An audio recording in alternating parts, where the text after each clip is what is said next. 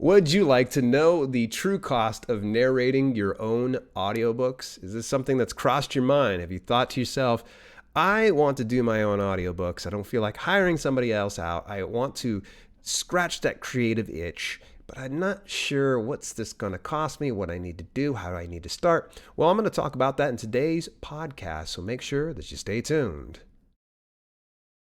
This is episode number 50 of the Self-Publishing with Dale podcast, and this absolutely tickles me that you've taken a little bit of time out your day to spend some time with me so we can talk a little bit about how to publish books that sell. And, normally I have a sponsor spot, but today I thought, we're just going to go ahead and pump the brakes. We're going to go a little bit easier, and I'm just going to tell you that today's podcast is brought to you in part by Publisher Rocket. Get your hands on my go-to resource in keyword and category research. This research tool even saves me time when putting together Amazon ads with its AMS keyword search feature.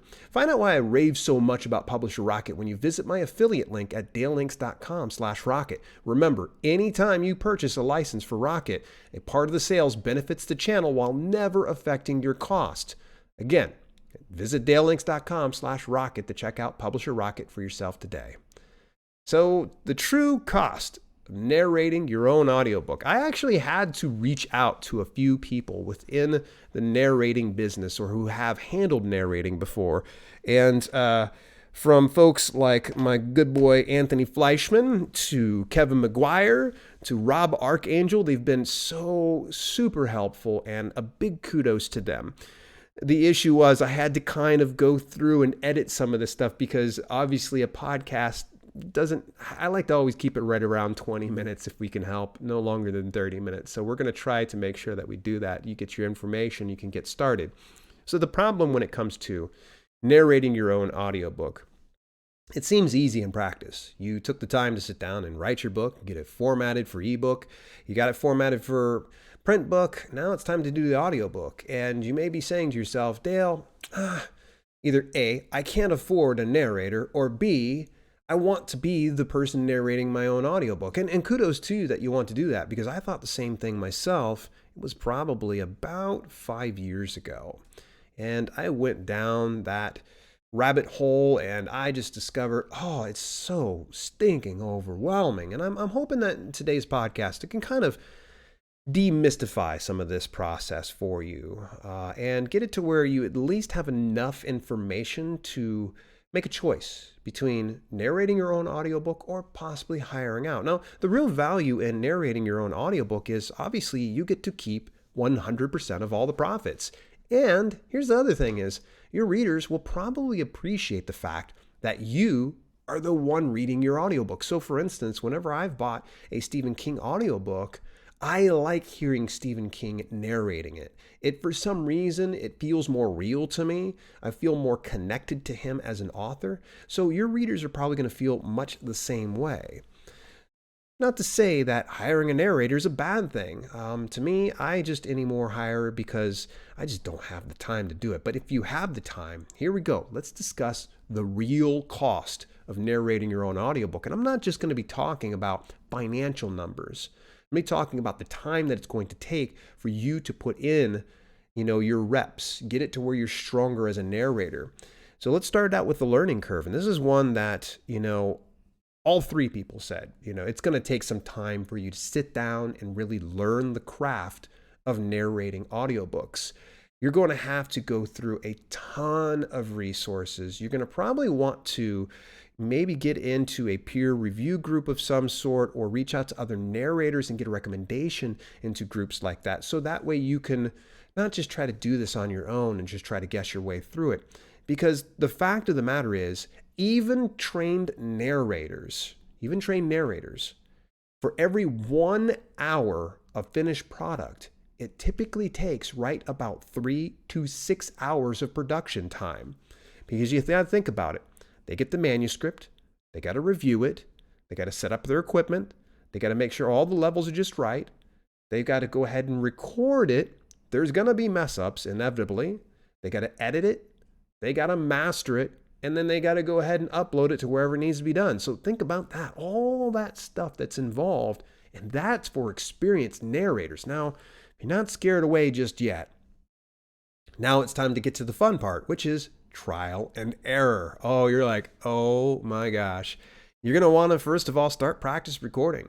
You're going to need to make sure that you are trying it out first. So don't wait until the last minute for your book launch and think to yourself, oh, I'm going to go ahead and narrate my own audiobook, because you got another thing coming. It's going to take a lot of practice. In fact, one of the narrators I spoke with said it took him easily a year to get where he is now, to where he feels like he's comfortable with himself. Now, bearing in mind, he has a whisper room. He's got all the best tech you can imagine, a good microphone, a great audio interface, good computer setup and such like that. And he said it took him a year before he felt comfortable. And he said that will take everybody else at least that much. Some people maybe longer. So just remember, it's going to take some practicing. So don't wait till the last minute to launch your book and think to yourself, I'm going to do my audiobook in the next week. Ain't going to happen. All right, so now let's talk about the equipment. Now let's talk about the financial aspect of things. So we, of course, need to start out with, of course, the most important thing. It's the microphone. Now, I've had some recommendations that kind of vary from one to the other, and I'll tell you my preferred way of things and what I found out through my research. The very first one I was recommended was a Blue Yeti microphone, and that runs right about $150 to $200. It really varies. However, on the other side of things, I also had somebody else recommend to avoid using USB microphones. I've heard some books being recorded with a Blue Yeti microphone, and I've heard some being recorded with, say, a more expensive microphone or an XLR of some sort. And honestly, I don't hear the difference. I'm not an expert. I'm sure audiobook narrators would know the difference, but I don't hear anything noticeable. So if you think to yourself, let me start out with the bargain basement lowest thing, Blue Yeti might be the way to go, 150 to 200. Again, it is a USB microphone. I would recommend that you eventually upgrade to something like, for instance, the one that's recommended by Audiobook Creation Exchange. It's the Rode NT1A, and it's 1-A. Now, Rode's a very, very good company. In fact, actually, I'm recording this podcast right now in a Rode NT1A. I've done a number of my videos on YouTube using a lavalier microphone by Rode. It's called Rode SmartLav Plus. Don't record a podcast or a audiobook with that, by the way. I love Rode's products. They're very good. They come with a 10-year warranty. And in fact, actually, now that I think about it, I think the NT1A comes with a lifetime warranty. This one that I recorded on actually broke at one point. I had to ship it back. It was like $15, but they fixed it all, no cost, send it right back to me, and it was working like a charm. So I really, really love Rode NT1A. It runs right about $230 to $250. Now, you're probably starting to get a little bit of sticker shock. It will pay itself in due time. You need to remember, though, with a Rode NT1A and most other XLR style microphones, is they will run at a premium and they need what's called phantom power. So this can't just be simply plugged in to my computer and it just starts to record. See, the USB microphones can, but when it comes to something like the NT1A, you're going to need phantom power. And you're probably like, phantom power, what's that mean? It means it needs about 48 volts to actually function. So if I were to try to plug this directly into my computer, it won't work. It won't. It just doesn't have any power going to it. So of course, it's not going to recognize anything that's going on. I'm going to discuss how to get that phantom power in just a moment, because I want to give one other microphone recommendation. And this one is commonly referred to as the Joe Rogan microphone, which is the Shure SM7B. This is at the top of the range. This runs right about $400. I know. Hopefully you didn't soil yourself, or if you're listening to this while you're driving in traffic, you didn't wreck your car. Yeah, it's about $400. It is known for its really, really good quality. If you don't know who Joe Rogan is or haven't checked out his podcast before, I'd recommend you go over to YouTube, search it up, and you can see the exact microphone I'm talking about. It does also require phantom power. All right. So I said phantom power 2 times in a row. What's the deal with this phantom power? How do we get it? So we need what's called an audio interface. So before your mic goes in to your computer, you need to have an audio interface, something that's going to help, first of all, give some power and also get it to where you can tweak the settings. So there's a few recommendations I'm going to give you. And the very first one is one I'm currently using right now, is called the Zoom H6. Now, I don't know that you're going to need necessarily the 6 inputs if you're just doing an audiobook. You can probably go with any other Zoom H products, like there might be an H4 or H2 or something like that. I got something a little bit more because sometimes if I'm on the go and I'm recording and interviewing people, I want to have those inputs. Either way, though, Zoom H6 is wonderful. This came highly recommended also by one of the narrators I spoke with. It runs right about $330, okay? You're probably going, oh my gosh, that's a lot. But the nice thing is, Zoom knows it comes, at a high ticket price. So they actually give 2 different types of software with it. I haven't messed with it, and I'll talk about software here and after I'm done talking about audio interfaces. But either way, you get the software that can run typically hundreds of dollars. There's other features in it too that are just absolutely amazing. So at any rate, there is that with Zoom H6. Now, I had one prior to this. It was called Focusrite Scarlett 2i2. You can get probably I think it's called a 2i maybe. Either way, the Scarlett 2i2 is a 2-input audio interface. I liked it, but unfortunately, it's super basic. It'll give you your phantom power. You can adjust some of the settings. It does come with different types of software that you can utilize. But for the most part, I just, So if Zoom H6 $330 seems like a bit much for you, you can always walk it back to the Focusrite Scarlett. And that's about $160. For smaller models, you're getting back to, I think it was like less than $100. So if you just wanted to get a single input, which is all you'd need for an audiobook, then it'll be much cheaper. Here's one other recommendation I'm going to give you. And this is one that I learned from somebody else, is if you use something like a Shure SM7B or a Rode NT1A, is to get something that's called a cloud lifter. Now, the cloud lifter is actually a brand, and what it does is it helps boost your signal and gives it more of a clean, more dynamic flexibility of your microphone before it gets into that audio interface. Is it mandatory? No. But is it a nice to have? Yes. So just think of it as optional, and that runs right about $150. I don't have a cloud lifter, but I do plan on investing in one as soon as I switch over to the SM7B. Yes, I'm getting the SM7B. Now, it comes up to editing software. I'm going to make this dead simple. Even Audiobook Creation Exchange recommends this, and all of the narrators even recommend that this is one of the best places to start. It's 100% free. Audacity. Yeah, Audacity, it's free. And honestly, I'm recording the podcast with it. Very happy with it. And the nice thing is you are one Google search or YouTube search away from a tutorial on how to utilize that. In fact, I learned the basics of how to put together this podcast by watching a video by Pat Flynn. Pretty cool, right? And I was actually recommended to numerous videos from all the narrators in some capacity.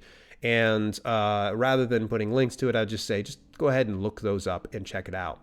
Audacity, free. You can't beat it. Upgrade if necessary.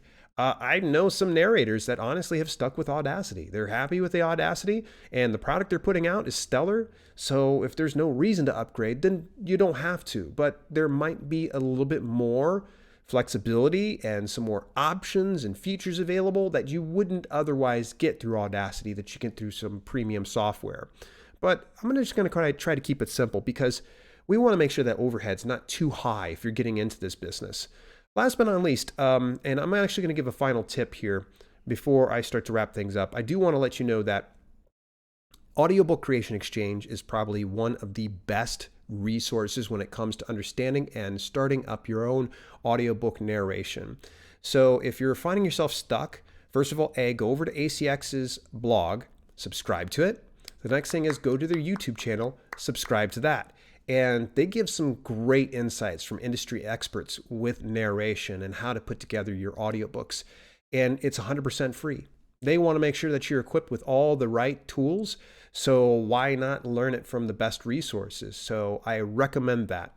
All right, so I've got one final tip before we wrap things up, and I do want to, first of all, say if you are new to listening to this channel, obviously I really do appreciate that.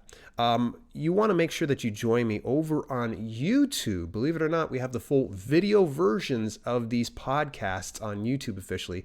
And you can get that over at dalelinks.com/YouTube podcast. Yeah, it's a whole brand new channel. And what we're doing is we're taking all the broadcasts from Twitch and we're cutting it down to the podcast where you can actually listen or watch over on YouTube. I wanted to make this source available to everybody. And speaking of Twitch, you can catch me every Monday at 12 p.m. Eastern Daytime on twitch.tv/self-publish, where I do the full podcast recording right in front of everybody. And we get to chat before and a little bit afterwards. You get to see how I go and edit out the podcast, so you can actually get a few little tips and nuggets. So that will help you along. All right, final tip. So, the true cost of narrating your own audiobook. Your total investment, as far as finances goes, should be about less than $1,000. I mean, $1,000 will do more than enough. The biggest issue is, though, something I didn't mention, is your surroundings. So, for instance, I'll never be able to do an audiobook recording in my house because we have like 20-foot ceilings in here. And there's just a little too much reverb. So there might come some additional things, like you're going to have to do some soundproofing wherever you're at. So could go above $1,000. And if you want to get a whisper room, look out, that's about 10 grand right there. Yeah, that's not cheap by any stretch. So you can find other ways to DIY your way through it. Maybe have a good walk-in closet that you go ahead and soundproof the whole thing, and you can work that way. So either way, you're looking, again, less than $1,000. And the next thing is the total time. It remains to be seen. I would say that if you're interested in narrating your own audiobooks, start now. Start to pick up a little bit of equipment at a time. Start to learn the process and give yourself at least a year. And we're talking a year of continually learning and practicing and just working on your craft to eventually become a good audiobook narrator, because it's not going to happen overnight. So, hey, listen, as we start to wrap up today's podcast recording, I want to, of course, ask you, please, could you subscribe or follow me on your preferred podcasting platform? And do me a huge favor, leave a review. It's been a while since I've seen a review on there. It'd be awesome. I'm over on iTunes, iHeartRadio, Stitcher, and now I'm on YouTube as of right now. So there are so many ways to do that. In the meantime, and in between time, this has been Self-Publishing with Dale, and I will talk to you next week.